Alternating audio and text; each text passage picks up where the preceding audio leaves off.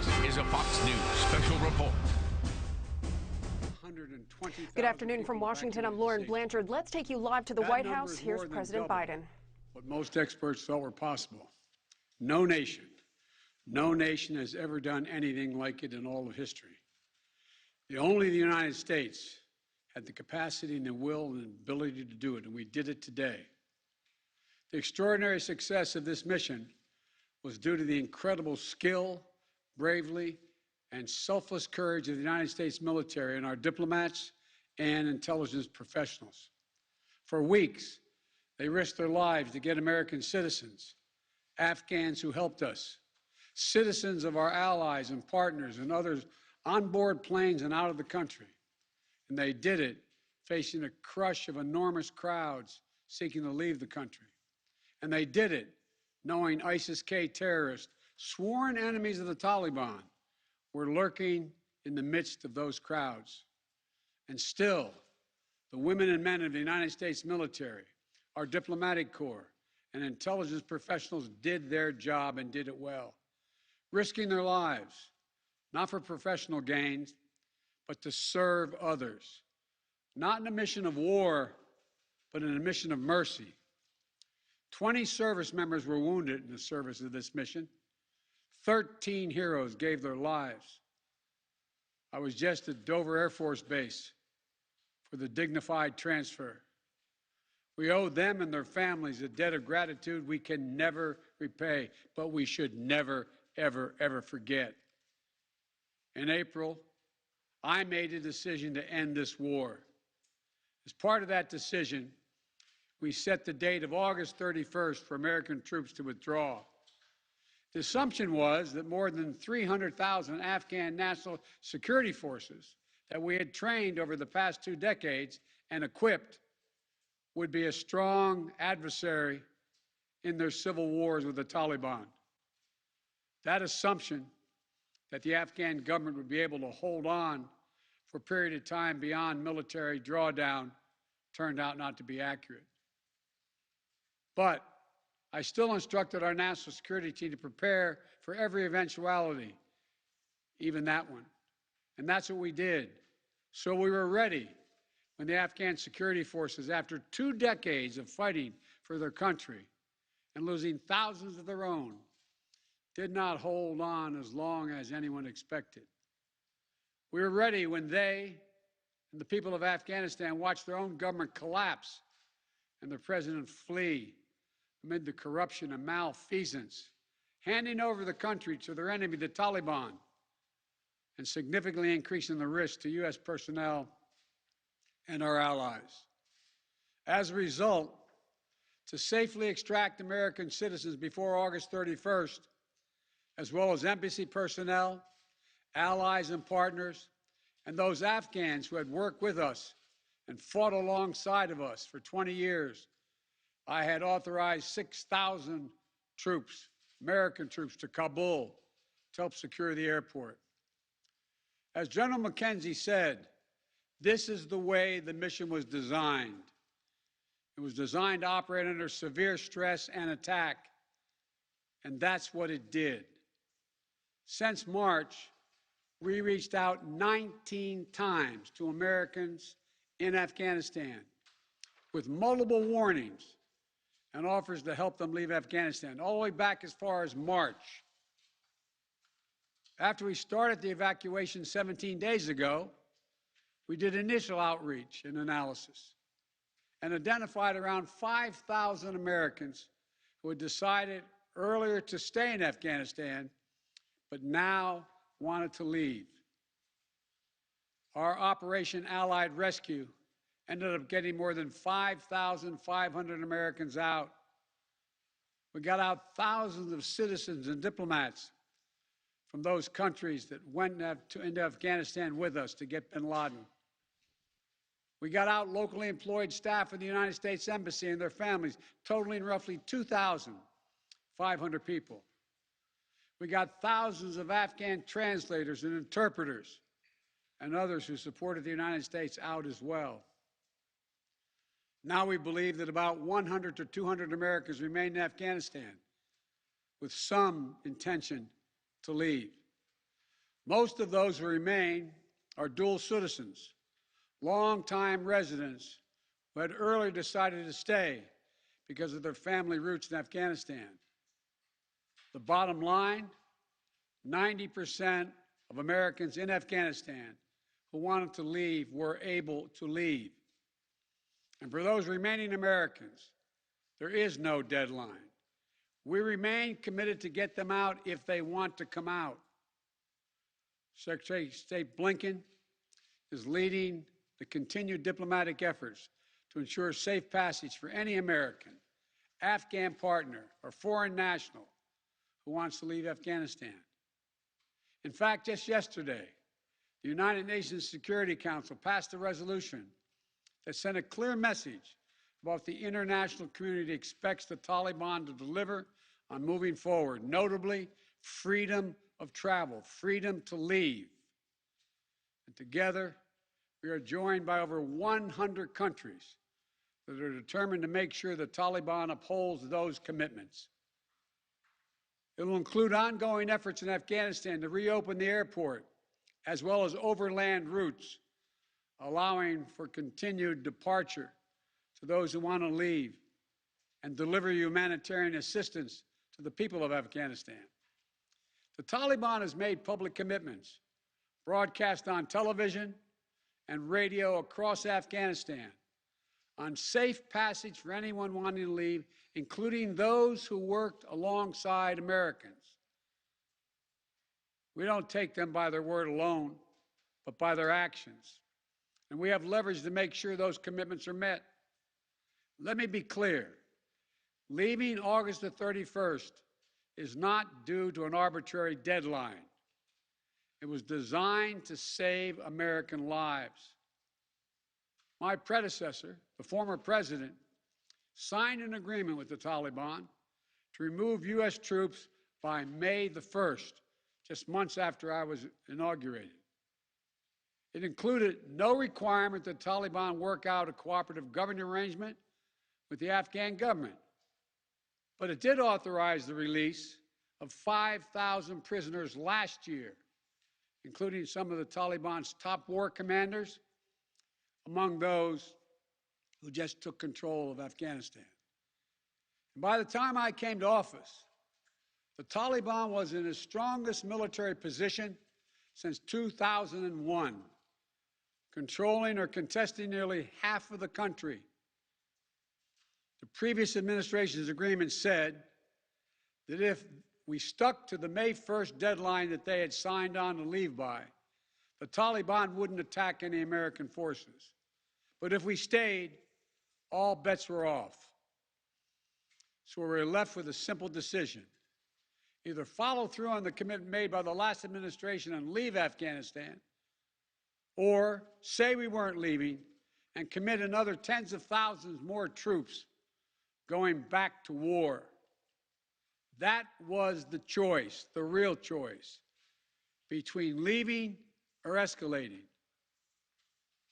I was not going to extend this forever war, and I was not extending a forever exit.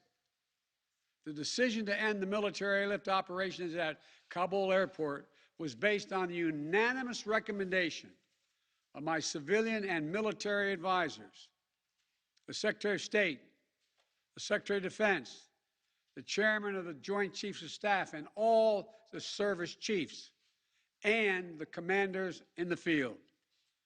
Their recommendation was that the safest way to secure the passage of the remaining Americans and others out of the country was not to continue with 6,000 troops on the ground in harm's way in Kabul, but rather to get them out through non-military means. In the 17 days that we operated in Kabul, after the Taliban seized power, we engaged in an around-the-clock effort to provide every American the opportunity to leave. Our State Department was working 24/7, contacting and talking, and in some cases walking Americans into the airport. Again, more than 5,500 Americans were airlifted out. And for those who remain, We will make arrangements to get them out if they so choose. As for the Afghans, we and our partners have airlifted 100,000 of them. No country in history has done more to airlift out the residents of another country than we have done. We will continue to work to help more people leave the country who are at risk. We're far from done. For now, I urge all Americans to join me in grateful prayer for our troops and diplomats and intelligence officers who carried out this mission of mercy in Kabul and at tremendous risk with such unparalleled results. An airlift that evacuated tens of thousands, to a network of volunteers and veterans who helped identify those needing evacuation, guide them to the airport, and provided them for their support along the way. We're going to continue to need their help. We need your help, and I'm looking forward to meeting with you. And to everyone who is now offering or who will offer to welcome Afghan allies to their homes around the world, including in America, we thank you. I take responsibility for the decision. Now some say we should have started mass evacuation sooner. And couldn't this have been done in a more orderly manner? I respectfully disagree. Imagine if we'd begun evacuations in June or July, bringing in thousands of American troops and evacuating more than 120,000 people in the middle of a civil war. There still would have been a rush to the airport, a breakdown in confidence and control of the government, and it still would have been a very difficult and dangerous mission. The bottom line is there is no evacuation from the end of a war that you can run without the kinds of complexities, challenges, and threats we faced. None. There are those who would say we should have stayed indefinitely for years on end. They ask, why don't we just keep doing what we were doing? Why do we have to change anything? The fact is, everything had changed. My predecessor had made a deal with the Taliban. When I came into office, we faced a deadline, May 1. The Taliban onslaught was coming. We faced one of two choices: follow the agreement of the previous administration and extend to have more time for people to get out, or send in thousands of more troops and escalate the war. To those asking for a third decade of war in Afghanistan, I ask, what is the vital national interest? In my view, we only have one: to make sure Afghanistan can never be used again to launch an attack on our homeland. Remember why we went to Afghanistan in the first place? Because we were attacked by Osama bin Laden and al-Qaeda on September 11th, 2001. And they were based in Afghanistan. We delivered justice to bin Laden on May 2nd, 2011, over a decade ago. Al-Qaeda was decimated. I respectfully suggest you ask yourself this question. If we'd been attacked on September 11, 2001, from Yemen instead of Afghanistan, would we have ever gone to war in Afghanistan? Even though the Taliban controlled Afghanistan in the year 2001? I believe the honest answer is no. That's because we had no vital interest in Afghanistan other than to prevent an attack on America's homeland and our friends. And that's true today. We succeeded in what we set out to do in Afghanistan over a decade ago. Then we stayed for another decade. It was time to end this war. This is a new world, The terror threat has metastasized across the world, well beyond Afghanistan. We face threats from al-Shabaab in Somalia, al-Qaeda affiliates in Syria and the Arabian Peninsula, and ISIS attempting to create a caliphate in Syria and Iraq and establishing affiliates across Africa and Asia. The fundamental obligation of a president, in my opinion, is to defend and protect America. Not against threats of 2001, but against the threats of 2021 and tomorrow. That is the guiding principle behind my decisions about Afghanistan. I simply do not believe that the safety and security of America is enhanced by continuing to deploy thousands of American troops and spending billions of dollars a year in Afghanistan. But I also know that the threat from terrorism continues in its pernicious and evil nature. But it's changed, expanded to other countries. Our strategy has to change too. We will maintain the fight against terrorism in Afghanistan and other countries. We just don't need to fight a ground war to do it. We have what's called over-the-horizon capabilities, which means we can strike terrorists and targets without American boots on the ground, or very few if needed. We've shown that capacity just in the last week. We struck ISIS-K remotely, days after they murdered 13 of our service members and dozens of innocent Afghans. And to ISIS-K, we are not done with you yet. As Commander-in-Chief, I firmly believe the best path to guard our safety and our security lies in a tough, unforgiving, targeted, precise strategy that goes after terror where it is today, not where it was 2 decades ago. That's what's in our national interest. And here's a critical thing to understand. The world is changing. We're engaged in a serious competition with China. We're dealing with the challenges on multiple fronts with Russia. We're confronted with cyber attacks and nuclear proliferation. We have to shore up America's competitiveness to meet these new challenges in the competition for the 21st century. And we can do both. Fight terrorism and take on new threats that are here now and will continue to be here in the future. And there's nothing China or Russia would rather have, would want more in this competition in the United States to be bogged down another decade in Afghanistan.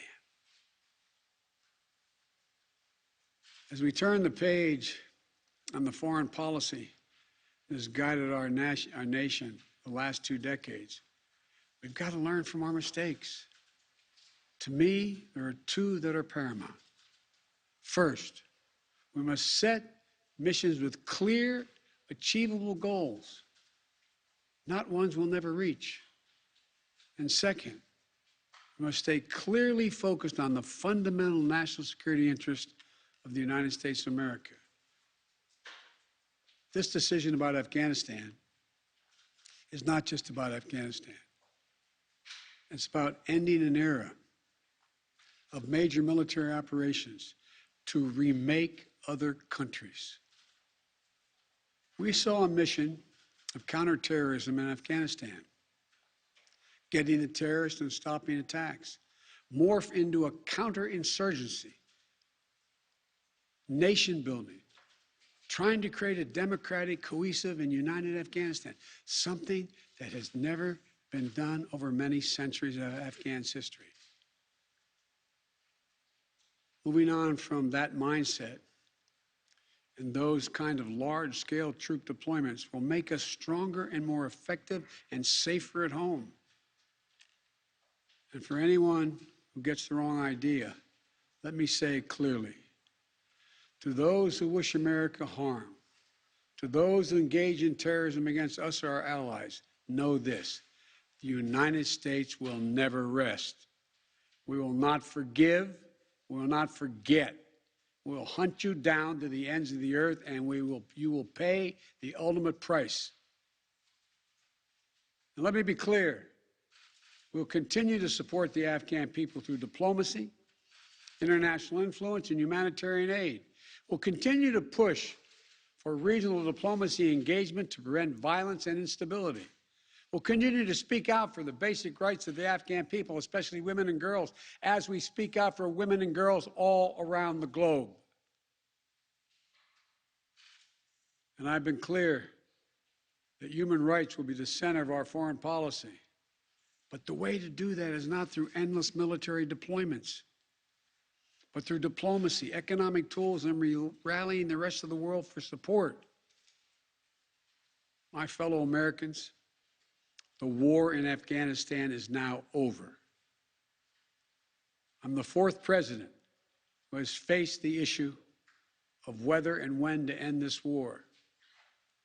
When I was running for president, I made a commitment to the American people that I would end this war.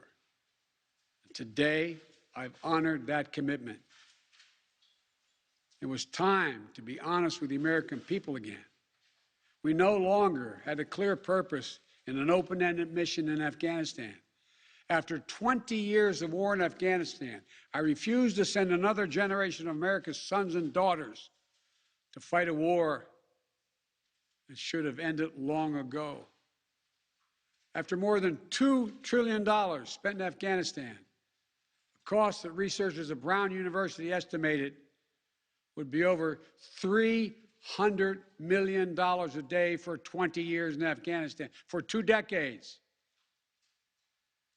Yes, the American people should hear this, $300 million a day for 2 decades.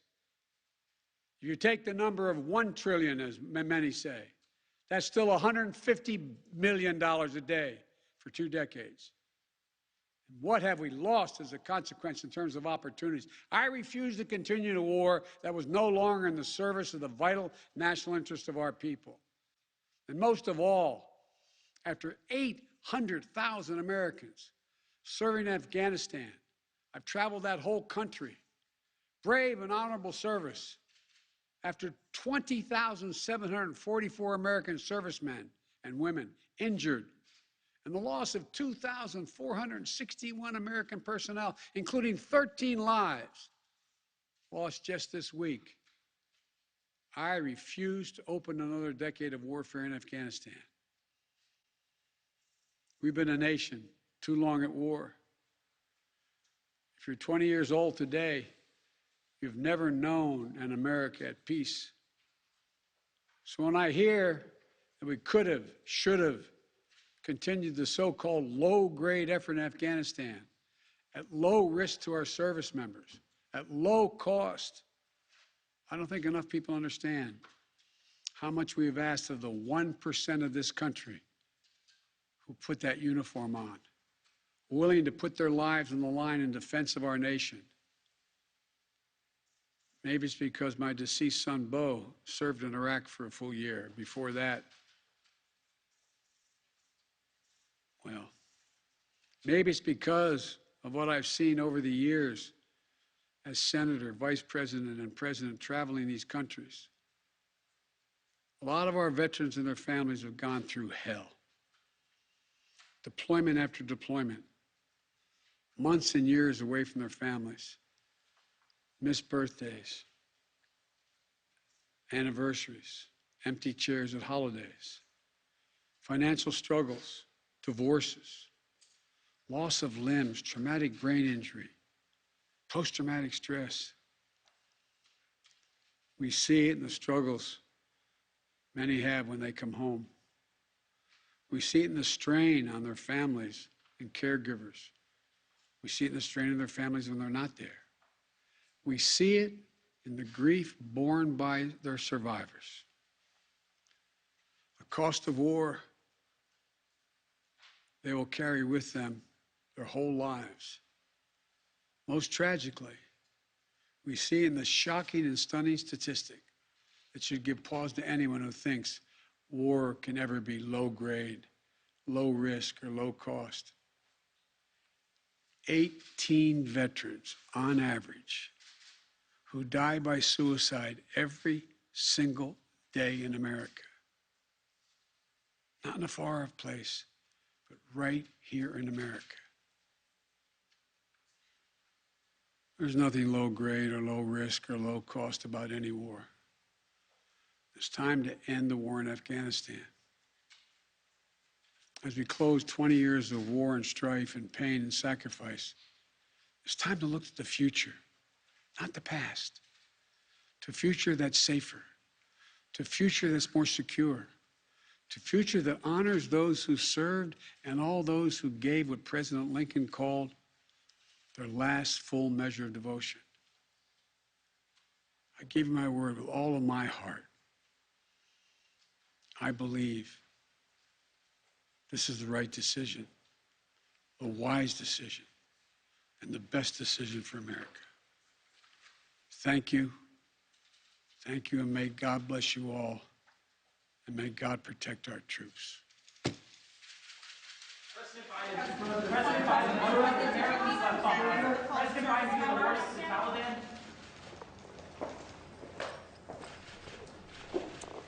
There you heard the president. I believe this was the right time. He went on to say it was the right time to end this war. A very firm tone from the commander-in-chief during his first speech after the last troops left Afghanistan. He said the war no longer served the national interests of the U.S. President Biden said the war against terrorists will continue, but he did not believe it needed to be done year after year with boots on the ground in that country. The president warning those who killed more than a dozen service members last week, quote, "We will not forgive, we will not forget, we will hunt you down." The president said it was a unanimous recommendation from his top advisors to leave by today and that there is no deadline to get the remaining Americans and Afghan allies out of that country. He said the administration had planned for every scenario, even the one we saw play out over the last couple of weeks, but said sticking to this today, the August 31st deadline, was held to save lives. Despite an outpouring of pushback from Capitol Hill, he says he does take responsibility for the decision, but he did put some blame on the prior administration, essentially saying his administration had to work within the Trump administration's agreement or risk more American lives. For all the latest, please stay tuned to this station from Washington. I'm Lauren Blanchard.